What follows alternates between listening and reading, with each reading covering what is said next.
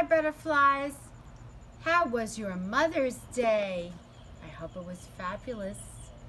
I hope you did some great things. You shared a lot. Anyhow, it's back to story time with Mr. Peter Rabbit. And here we go.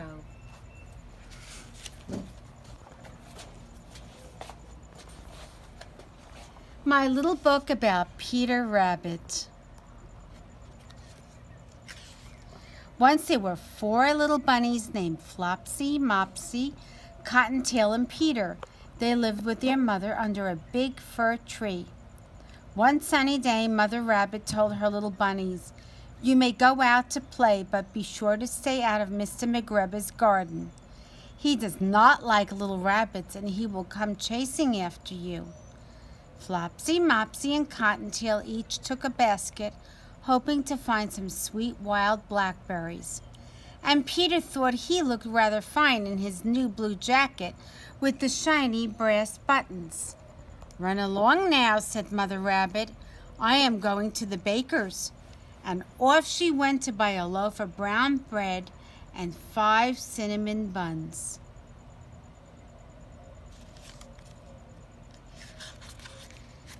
Flopsy, Mopsy, and Cottontail were good little bunnies. They always listened to their mother. They went down the lane to look for blackberries. But Peter was a naughty rabbit. He ran down the lane through the fields and squeezed under the gate to Mr. McGregor's garden. He could hardly wait to nibble some crunchy radishes and carrots.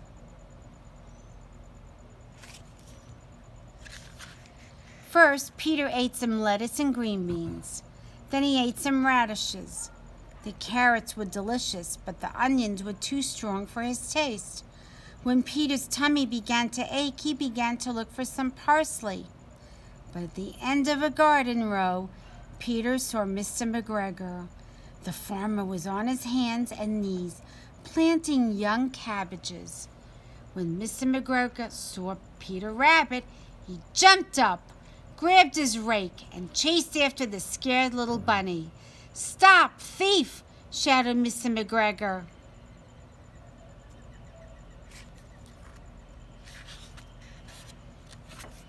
Peter was very frightened. He ran through the garden looking for the gate.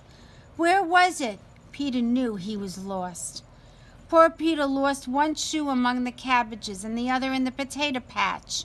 Without his shoes, he was able to run much faster. He might have gotten away, but the shiny brass buttons on his new blue jacket tangled in a gooseberry net. The only way Peter could get free of the net was to wriggle out of his new blue jacket and leave it behind. Peter began to cry. He would never find his way home.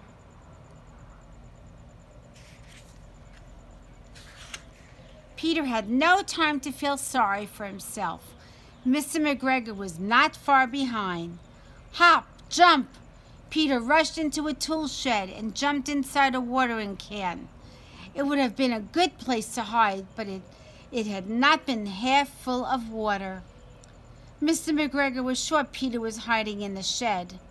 Quietly and carefully, he began turning over flower pots, looking under each one for the naughty little rabbit. "Ka-choo!" Peter sneezed, and Mr. McGregor was after him again. Peter leaped out the window. Mr. McGregor was too tired to chase the little rabbit any longer. He went back to his work in the garden.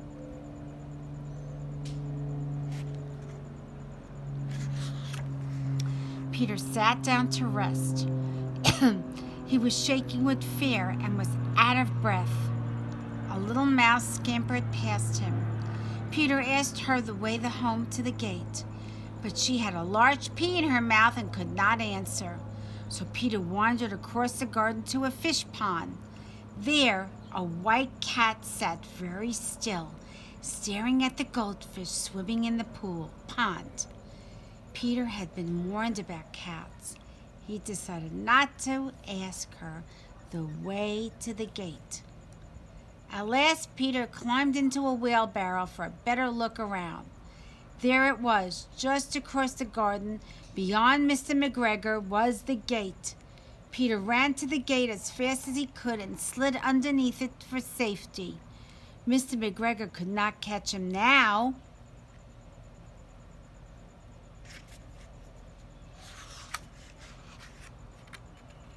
Peter did not stop running until he reached his home beneath the big fir tree. Mother Rabbit was busy cooking. Flopsy, Mopsy, and Cottontail were having a supper of bread, milk, and blackberries. Peter was too tired to eat. He flopped down to the soft sand floor and went to sleep. Peter's mother tucked him into his bed and gave him a dose of chamomile tea, 1 tablespoon to be taken at bedtime.